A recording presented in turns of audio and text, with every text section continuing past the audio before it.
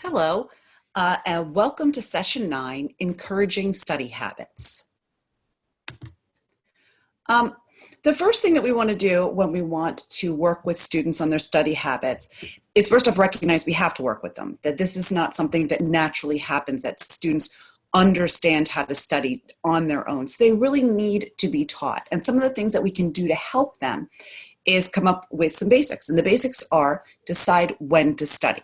So that means if the test is tomorrow, do they study the night before, or do they study right before the test in the morning? Is that when they start? Or do they give themselves a considerable period of time so that it's not a mad rush? Find a place to study. Do you study in front of the TV? Do you study sitting in the room with all your friends and relatives? Or do you find a quiet place to study? And sometimes this means going outside of the home, staying late at school where there's a quiet place, because not every house is quiet and has a quiet place to study. And decide the amount of time they need to study. So is this something where they can study for 5 minutes, or do they need to study for an hour? How involved is it? So you as the teacher need to assess some study skills in your students. The first is just understanding what it means to do students understand what it means to study? Do they know where, when, and how much time they need? And that's what we just discussed. So that's something you need to assess. Now you can do this by asking questions. You can do this by observing, and you can do it by talking to them. Another question we need to ask, we need to find out the answer to is, do they know how to use different study techniques? Does that mean that, and this is something that you can model in your classroom. You can show them different things, which would mean they can study in groups. Do they need to use flashcards? Do they need to study by themselves? Is it just a question of reading, or is it a question of doing some more? Do students know how to concentrate? And this is done a lot by your observation, watching children when you do an assignment, and helping them to find skills to increase their concentration rate. That might mean moving them to a secluded location and then commenting on it. You seem to be able to concentrate when you're not around other children. Or finding a place where that's comfortable so that they're not spending all of their time shifting and trying to get comfortable. When you can help them find a way to enhance their concentration, that's a time for you to stop and discuss it with them.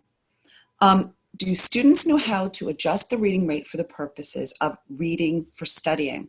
And this is important because if they are reading very, very, very slowly, if they are reading every single detail, they're really not going to get all the information that they need to gain. So one of the ways to do this is by setting different tasks for children with full texts, and then helping them to see why they're not finding the answers to the questions.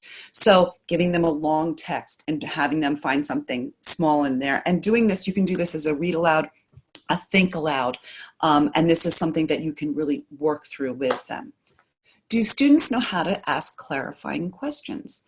So if they're reading a text and they can't figure out what the main points is, and they can't figure out who the characters are, and this is something that really scaffolds on a lot of the other things that they learned in terms of literacy and understanding, then they're not going to be able to ask the questions that they'll probably find on a test.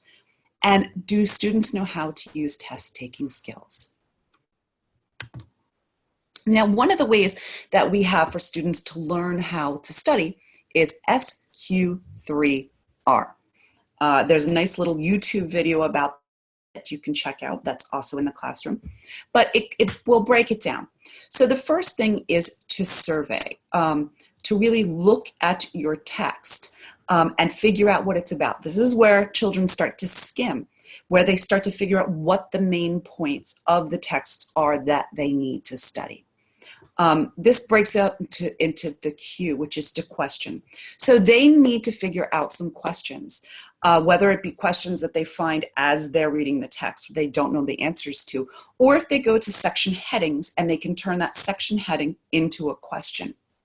Um, and that really helps them when they're surveying, when they're skimming, is to figure out what these main points are and break them out and turn them into questions. The next is to read, to go back and read and find the answers to these questions that they've posed and be able to find thorough answers to the questions. And if they can't, to find different ways to answer those questions. The next is recite, which means basically you talk it out loud. You start to find the answers to these things and you recite it, because reading it is one thing, but reciting it or even writing the answers out is another. It's another way of really reinforcing that you understand the answers to the questions that you formulated. And the last is review it, to go over all that information and make sure that you understand it, make sure that you're not missing anything. And this is a good time that they can work with other students and they can talk about it with their parents. And it really solidifies all of the information that they've learned. This isn't about cramming. This is really making sure that children and students, college students included, understand the material and have the appropriate answers for the tests that might be coming up. Another way that we can really process this information is through semantic mapping. And this is understanding how to summarize passages. So it's brief. It includes only essential information. And here's a way that it was broken down, which is it really goes into headings. So this child was reading about snakes. They found out the main points, that they're reptiles. Then they found out what are poisonous snakes and non-poisonous snakes. And they've broken it down, they pulled it apart and come up with the essential information. And this is a very good way to really make sure you understand what that text is about.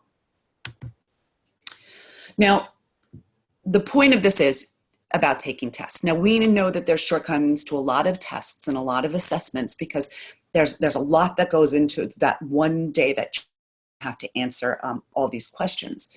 But the reality is that children will be taking tests, and they'll be taking some high stakes tests as well. So we really want to make sure that children are prepared for these type of tests. So the first thing is beforehand. You gotta have a good attitude. If you go in and you think, I'm going to fail the test, I hate tests, it's not gonna work well for you. So you really want the students to come in jazzed, ready to go. We wanna make sure they get lots of rest and they feel well and they've eaten breakfast.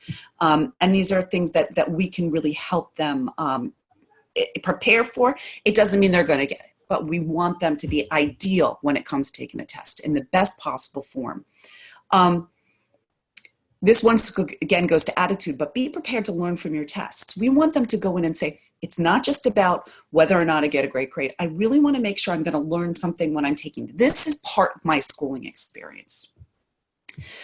We want to make sure that they're going to look over the whole test before they begin to answer questions. They've read everything. They know what's involved. And they also have read what the instructions are, which is extremely key. We want them to use their time well and check the time. So if they only have an hour, we want to make sure they know when that hour starts, when that hour ends, and they've built in enough time to answer each one. And we want them to concentrate. So we've worked on these concentration skills, hopefully in classroom ahead of time, making sure they're in the right attitude, they have the right tools, and then we want to help make sure that they concentrate. Now, during the test, they've done all this prep, they're ready to go. So we want to make sure they read those instructions carefully. I cannot tell you how many times children do not get full points because they didn't read the right, they're not answering the right questions. So we really want to make sure that is something that we've instructed them about ahead of time. Take the time to read the instructions. So begin with the questions that they know, because it will make them feel more successful. This goes back to attitude. So if you come in and you're failing everything, you don't know the answer, it's going to make you feel bad and you're not going to be as successful. Find those questions that they feel like they're easy, and that's where we begin. If you don't know the answer, guess. This is not for every test. Some tests, it can really drag your points down. But if it's a test where, the worst possible thing is you don't get the point, guess. Work on the questions that are worth the most number of points. And that's important that they know that ahead of time. A lot of the tests will say these questions are worth 20 points. Start with the highest questions, then move to the lowest. That's where you're going to use your time most effectively. and give yourself some time to look back over the questions, because those silly little mistakes that you make can cost you. After the test, review it. Review it yourself, review it with your teacher. They can review it with their parents, and examine the test, because the reality is it's probably not going to be the last time they see this kind of test. And the more that they're familiar with it, the more they're familiar with how it was graded, the more successful they'll be in the future. So that is session 8. I hope you enjoy it. There are some YouTube videos that will give you a little bit more detail about a few of these issues that we've discussed. And thank you so much.